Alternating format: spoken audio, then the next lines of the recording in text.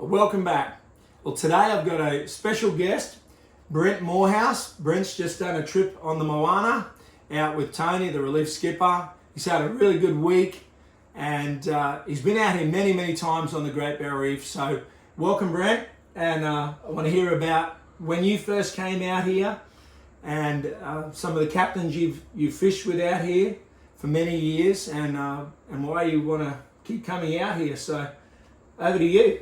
Thank you. Yes. I think my first exposure to this fishery was back in the 80s, and I was watching a promotional tape that Malcolm Florence had done for Australia and the Great Barrier Reef and big black marlin fishing, which I wasn't familiar with at all. And I guess after I watched that tape about 10 times, I said, I've got to go do this. This looks too good to be true. So I did that. I made the call. 1992 was actually my first trip over here, and actually just booked one of the captains that was on that fishing tape. We didn't do so well that first trip. We caught one little one and broke another one off, but that was about the extent of it. It was a 5-day trip. But it was intriguing to me, intriguing enough that I came back. And boy, am I glad that I did come back, because I've had some fantastic experiences on the Great Barrier Reef chasing these big black marlin through the years. That's kind of how it all started. I fished with, a couple more captains on here. Tim Richardson would be one. I've fished with Ross Finlayson. And of course I fished with Billy Bilson many times and caught many nice fish with Billy. And then Dan's boat this year, and of which I'm happy to say, if he'll let me on, I'm coming back next year again. I hope you do. Because it was a great trip. It was a fantastic trip this time. But there have been many good trips through the years. Excellent. So. Yeah, it sure is an amazing place here. And how do you find it compares to other places in the world, Brent? Like, I know you just bought your own boat at home, and congratulations. That's a very exciting time. Thank you. That's a real exciting time for you, but it's also a real feather in the cap for the fishery here that you've got your own beautiful boat over there, and I'm sure you're going to have a hell of a lot of fun on that and catch a lot of fish and really enjoy that. But why does someone that owns their own multi-million-dollar boat with their own full-time captain, why do you still go through the whole situation of sitting on a plane for 15 or 20 hours or whatever it is to come out here and fish on the Great Barrier Reef? You've got your own boat. You can have fun at home. Why do you need to come out here? Boy, is that a good question. And it's really pretty simple. There's no other fishery in the world when it comes to catching a big marlin that compares to this fishery. None that even come close. When I think about what I've done through the years here, in this marlin fishery, you couldn't do that any other place in the world. Caught many big fish over here, many nice fish over here. And I have a lot of people back home that ask me the same questions. Why do you go fishing on the Great Barrier Reef? And my answer is, look, I love to catch big fish. And if you want to catch big fish, bar none, this is the best place in the world to catch a big fish. I've heard it said, and I firmly believe it, that in a 2 or 2.5 month period here, there are more big black marlin caught than in the rest of the world throughout the year combined. And you've only got 30 or 40 boats over here fishing for these marlin. So I'm kind of astounded why more folks don't come. I really am. And yeah, it's a trip, and that's one of the things that I always get from people is they talk about, oh man, that's a long ways. And my answer is always the same. Yeah, it's just far enough. Because and it is. A lot of people don't come because of that, but I'm telling you, if you've ever thought about coming, make the trip. That's all I can tell you. Just do it, because I can promise you, if you come once, you're going to want to come back again and again and again, because it's just such an incredible place. The Aussie people are wonderful people. The captains over here and the mates are very well versed in catching monsters. I mean, you're fishing for elephants every day over here. I mean, the gear is matched to the tackle is matched to the fish. You're not fishing for 200, 300 pound fish, although you do catch a bunch of them. You're fishing for 800 and larger fish over here, and there's plenty of them over here. And one thing, as I ramble on here, I think what may scare a lot of people about coming over here, and I want to dispel this right off the bat, they think, oh my gosh, an 800 or 1,000 pound fish, you're going to be in the chair for 3 or 4 or 5 hours. I don't know if I can do that. I just don't know if I can do that. Let me tell you, I've caught probably 16, 17 of these fish, 800 or better, and I have never been in the chair catching one of these fish longer than 25 minutes. That's the longest I've ever. Now, there are epic battles, and you do get big fish on, but for me, it's always been 25 minutes or less. And on this recent trip on Dan's boat, the 900 pounder that I just caught, I looked at the deckies afterward. I said, man, that seemed like quite a while. And they rolled the tape back and they said it took 15 minutes to catch that fish. So don't let that keep you from coming. But you can catch these big ones. These captains are so good over here that they're probably the most integral part of catching a big fish. And if you sync up with the captain on these things, I mean, you're going to have success. And you follow their lead and their instruction, and it's just fascinating to catch these big things. It really is, and that's why I keep coming back. I keep coming back. Yeah, you raised some really good points there, Brent. And it's one of the things we pride ourselves on in the professional fleet here in Cairns, where we fish between Lizard Island and Cairns, the greatest black marlin fishery in the world for giant big fish. We work really hard with our techniques, with our professionalism to catch and release these fish as quickly as we can, because the fishery is so good. We want to get the baits back in the water and start hunting down that next big one. And this year has been a very, very good season. There's lots of boats are catching big fish. Like you caught 2 big ones in pretty quick succession just the other day. So that's good, and it's great when you can have those early quick releases. Sometimes, every now and again, you'll get a real tough one on, or it's one of those real big, mean, angry buggers that takes a lot of catching, and some of those fights are drawn out, but you're 100% right. The majority of them are caught fairly quickly because of the professionalism of the fleet and the captains we have here, and the crews, the mates. So that's really good. I'm glad you raised that point. The other thing about the big fish here, it's not a numbers fishery. I've never been had the attitude of, okay, I want to catch the most fish I can this season, with the caveat of I want to catch the most numbers of big fish I've caught this season. Most of us in the fleet, we regard our season as a success of how many over 800 we catch. Now, don't get me wrong, I'm not having a go at little fish. We catch lots of little fish, no matter how small they are. I've never ever been unhappy to catch a marlin, regardless of its size. Never. You know, some of the guys call them rats. I don't like to call them rats, because the way I look at it, it's a grander in training. It's a future grander, and I'm happy to catch it and let it go. But for me, it's how many big ones can we catch for our clients, like Brent, like Ashiro that's out there at the moment, and we're doing an interview with him next week. And that's what it's all about, and that's what keeps guys like Brent coming from around the world to share with us and enjoy the amazing things we have here on the Great Barrier Reef. So you made some great points there, Brent. I really appreciate that. Well, you know, it is the greatest big fishery in the world. There's no doubt about it. And you're right. I mean, if you want to catch numbers, this probably isn't the place to come. If you want to catch a big fish, this is the place to come. And who doesn't want to catch a big fish? I mean, I promise you, if you see one of those 800 pounders jump behind the boat one time, you're going to be hooked. On this most recent trip, I did something I've never done before. I caught 2 in one day.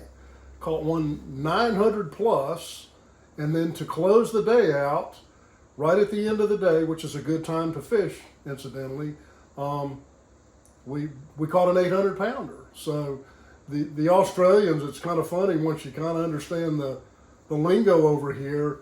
They don't say nice fish until 800 pounds. That's what a nice fish is. It has to be 800 pounds. Through the years over here, and I've averaged a nice fish a trip. Now, I may have been the angler on 16 or 17 of them. 3 of them I know that I've been on the boat on. I mean, I had one friend that I brought over that caught one that was, we called it 1200. I had another one catch one that was 1100.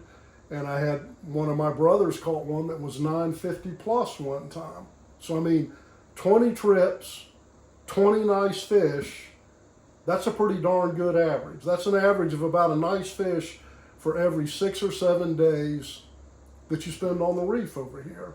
I think there have been so many highlights. This trip was a highlight, the catching two big ones in one day. I mean, my gosh, I'll never forget that. Yeah, that was pretty special. That was incredible. Yeah. And, you know, I fished probably for well over 60 days on this reef before I ever caught my first grander that we knew was a grander. And I caught it in the 2007 Lizard Island tournament. It was the last fish we caught in the tournament on the last day.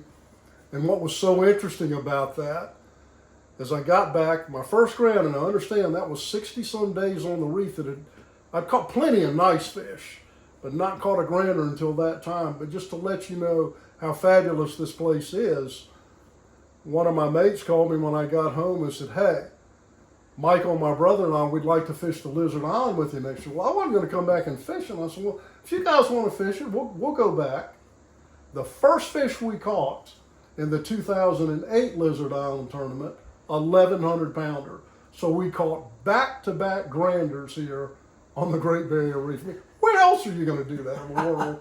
You're not going to do that anywhere else. Yeah, that's awesome. So that's just, so that was just, I love that story. That was a good. Yeah, that's pretty good. That's pretty good, Brent. Very impressive.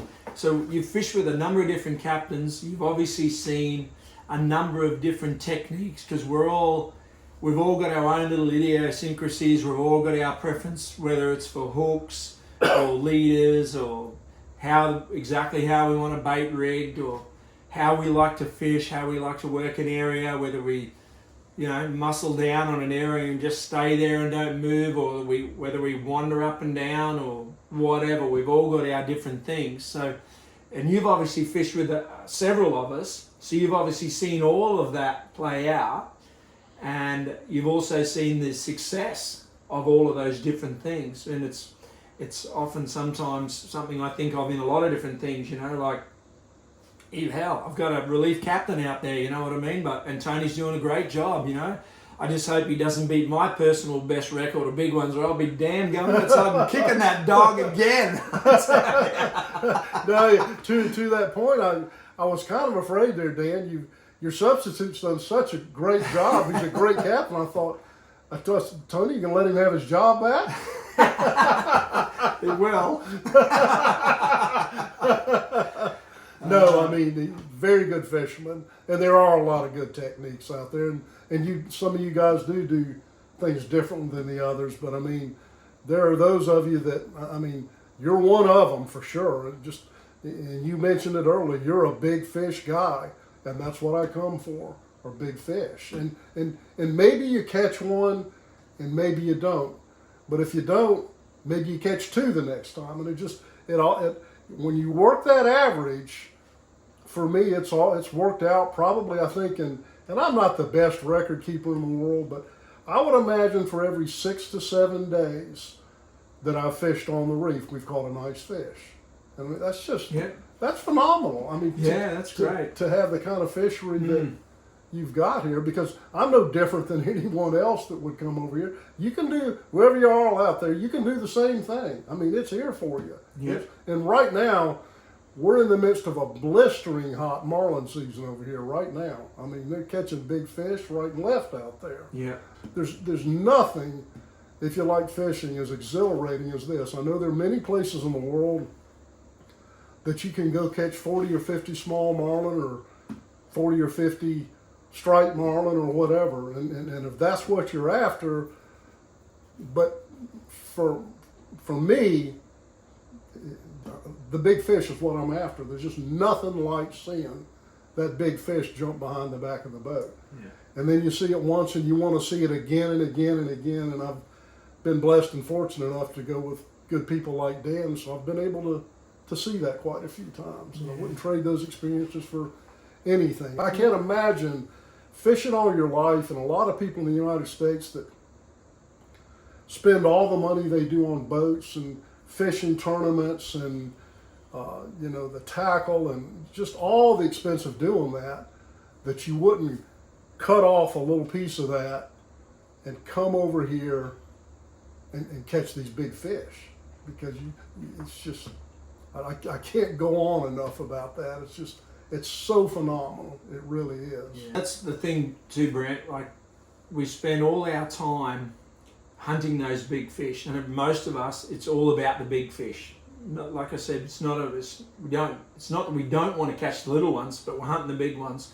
And it's one of the things I really impress upon all my crew whenever I've got new crews starting. The biggest thing I'm saying is, okay, and I'm watching them like a hawk until I'm confident that they're on the same page with the tackle, just like you do with anything, and they are very good. But I'm always getting them to watch every little detail, checking the line every couple of mornings, every morning, just going through everything, pulling the top shot out onto the deck, feeling it for any sort of abrasion that may have happened, because sometimes stuff can happen in the water that you don't see. Of course, if the line ends up rubbing under the hull, or another fish swims through it while you're fighting it, or whatever, there's a million things that can happen, but it's just those meticulous details, care and attention you need to take to your line, the rollers on your rod, the reels, checking your drags, checking your bait, being meticulous with rigging your bait or your lures if you're wandering around out wide, or whatever it is, because every single time, the biggest thing I say to my crew is, every single time a bait goes in the water, everything needs to be spot on. It needs to be perfect, because there's a very realistic chance that you're going to get a really big fish. But over and above that, every time I put a bait in the water, I'm personally looking for the 1856. And I want every single piece in that chain to be right up to standard. No. So when we get to catch that big fish, if we catch it, which we will, it'll be because everything's in place. But one thing's for sure is we damn hell ain't going to lose it because of a tackle failure or because of human error. And those big ones are really hard to catch sometimes, especially the real big giant ones. So everything needs to be perfect. And that's one of the things here. That's the difference here. When you're in a fishery where there's lots of big fish out there that are going to test your tackle, they're going to test your driving skills, they're going to test you on the deck, and their care and attention. That's really what it comes down to. So we got to play at a much higher standard here, because our fish are at a much higher standard. The conditions we fish in are at a much higher standard. Sometimes it's rough. Sometimes you're in late light. You've got current pushing you around. We all love our GPSs and all the rest of it, but at the end of the day, if that gets switched off, you've got to be able to know where to get into the anchorage. It's a complex setup here, and that's why you need to come with a professional captain, because that's what we do. That's how we fish here. So the preparation over here is second to none. You guys know that every time you put a line in the water, you're fishing for an elephant over here. I mean, that's what you're fishing for. So you have to be ready for that. And I can tell you from experience, very, very rarely, I'm thinking maybe one time that I can think of, did we actually break one of these big ones off. I mean, so my point is, it's not the tackle. I mean, these guys are rigged. They know how to catch these big fish. They know what to do with the tackle to catch these big fish. And it's not going to be a tackle failure when you hook one of these monsters out there. I don't even give that a second thought, because I know the preparation that goes into this. And it's just like Dan says, they're very, very meticulous about that. That's very important to them, because, hey, this may be your fish of a lifetime that's on, and you don't want to lose it because of a tackle failure. So, and and the thing is, once you hook one, you'll lose them occasionally, but I found a lot more times than not, you're going to catch these fish once you actually hook them. You'll catch them. So Brent, just before we wrap this up, I just want you to walk us through what goes through your mind from your perspective when you first get that bite and the captain calls or the mate calls out or you see the bite yourself and it's a big one. It's a proper Cairns giant marlin.